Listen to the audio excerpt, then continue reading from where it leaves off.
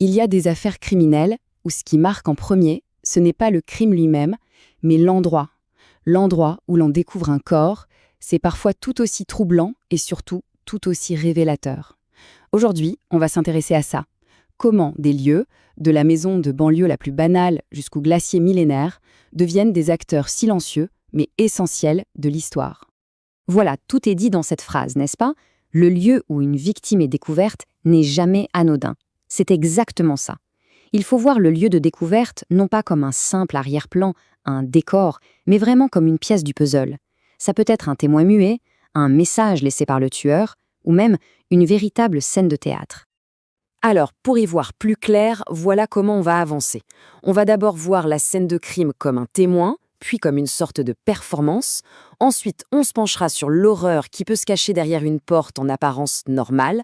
On parlera aussi des tombeaux symboliques, des découvertes qui défient le temps. Et enfin, on essaiera de rassembler tout ça pour comprendre ce que ces lieux nous révèlent vraiment. On commence donc avec cette idée de la scène de crime comme témoin. Souvent, ce qui nous saisit, ce qui crée le choc, c'est le contraste. C'est cette tension incroyable entre l'horreur absolue du crime et la normalité, la banalité du lieu où il a été commis. Mais parfois, le lieu n'est pas juste un témoin passif. Il devient une véritable scène. C'est le cas quand les tueurs, au lieu de chercher la discrétion, font tout le contraire. Ils choisissent l'exposition, l'audace. Ils utilisent le lieu pour terrifier. Prenons le cas de Jack l'Éventreur. C'est un exemple parfait de cette escalade dans l'audace.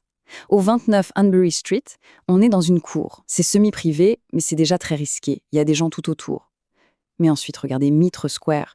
Là, on change complètement de dimension. C'est une place publique, avec une ronde de police toutes les 14 minutes. Et il commet son crime juste entre deux passages. Le lieu n'est plus du tout une cachette. C'est une affirmation de sa puissance, une performance macabre en plein cœur de la ville. Un autre cas emblématique, c'est celui du Dahlia noir. Là, la mise en scène est chirurgicale, presque ritualisée. Le corps d'Elizabeth Short, il n'est pas juste jeté là, non. Il est préparé, nettoyé, sectionné et positionné de manière très précise, avec ce sourire de l'ange tristement célèbre. Et où ça? Sur un terrain vague, dans un quartier résidentiel tranquille. Le tueur a pris un lieu tout à fait ordinaire et l'a transformé en sa propre galerie d'art morbide. C'est ce contraste, encore une fois, entre la précision quasi clinique de la préparation du corps et la banalité du lieu qui rend la chose si terrifiante. Maintenant, on va aborder une autre facette du sujet, peut-être encore plus dérangeante. C'est quand l'horreur ne se trouve pas dans une ruelle sombre ou sur un terrain vague, mais juste derrière la porte, dans des lieux qu'on associe à la sécurité, au foyer. Appartement 213, Oxford Apartments, Milwaukee. Une adresse qui ne dit rien de spécial. Ça pourrait être n'importe quel immeuble, n'importe où. Sauf que c'était l'adresse de Jeffrey Dahmer. Et ce que la police a découvert à l'intérieur dépasse l'entendement. Des restes humains partout. Dans le frigo, le congélateur, des barils d'acide. Le mot-clé ici, c'est vraiment cohabitation. Dahmer ne cachait pas ses crimes pour les oublier. Il vivait avec. Son appartement était à la fois un lieu de vie et un laboratoire, un mausolée. L'horreur n'était pas dissimulée, elle faisait partie de son quotidien, brouillant complètement la ligne entre le normal et l'inimaginable. Cette idée de double vie, on la retrouve de façon presque littérale chez John Wayne Gacy. Sa maison, c'était l'incarnation physique de sa personnalité. Au-dessus, au rez-de-chaussée, c'était la façade. Le citoyen modèle, le père de famille respectable, la maison de banlieue parfaite. Et juste en dessous, sous le plancher, dans le vide sanitaire, le charnier. 29 victimes. Le plancher de la maison était une véritable frontière matérielle entre sa vie publique et son secret monstrueux. Dans l'affaire John Benny Ramsey, le lieu prend une tournure encore plus étrange à cause du temps. Imaginez la scène. Pendant 8 longues heures, la maison est une scène de crime pour un enlèvement. La police est là, les proches sont là, tout le monde cherche la petite fille. Et pendant tout ce temps, elle est là, dans la maison. Son corps est trouvé au sous-sol. D'un coup, le lieu n'est plus seulement l'endroit où vit la famille, c'est le lieu du crime, le lieu de la découverte, et tout le récit de l'enlèvement s'effondre. On quitte maintenant les lieux qui cachent ou qui exposent pour s'intéresser aux lieux qui parlent. Parfois, le choix d'un endroit est tout sauf anodin, il est chargé de sens, c'est un pur acte symbolique. Le cas de Grégory Villemain est terrible pour ça. La Vologne, cette rivière, n'est pas juste l'endroit où on retrouve le corps. Le corbeau, le tueur, annonce que c'est là que le crime aura lieu. La rivière, un élément familier, central dans la vie de la vallée, est délibérément transformé en instrument de mort, en tombeau mobile. Ce n'est pas un lieu pour cacher, c'est un lieu pour signifier la cruauté du geste. Et que dire du Boy in the Box, l'enfant retrouvé à Philadelphie?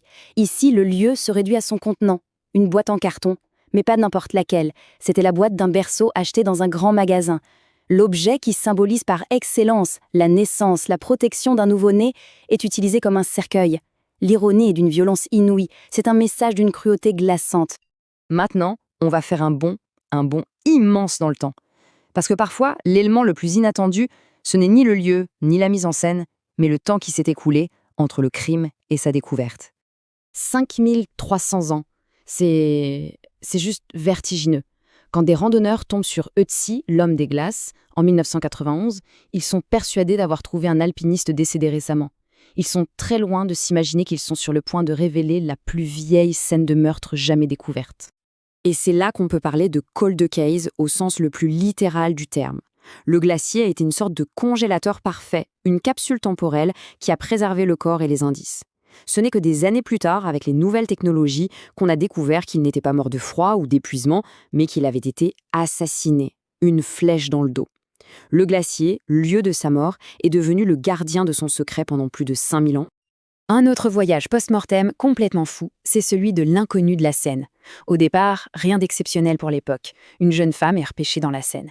Mais ce qui change tout, c'est ce qui se passe après. À la morgue, un employé, fasciné par la sérénité de son visage, décide d'en faire un masque mortuaire. Et ce masque va connaître un succès incroyable. De simple victime non identifiée, elle va devenir une icône, la Mona Lisa noyée, inspirant des artistes dans toute l'Europe. Son lieu de découverte a déclenché une histoire posthume totalement inattendue. Alors, après ce tour d'horizon, qu'est-ce qu'on peut en conclure? Eh bien, une chose est sûre,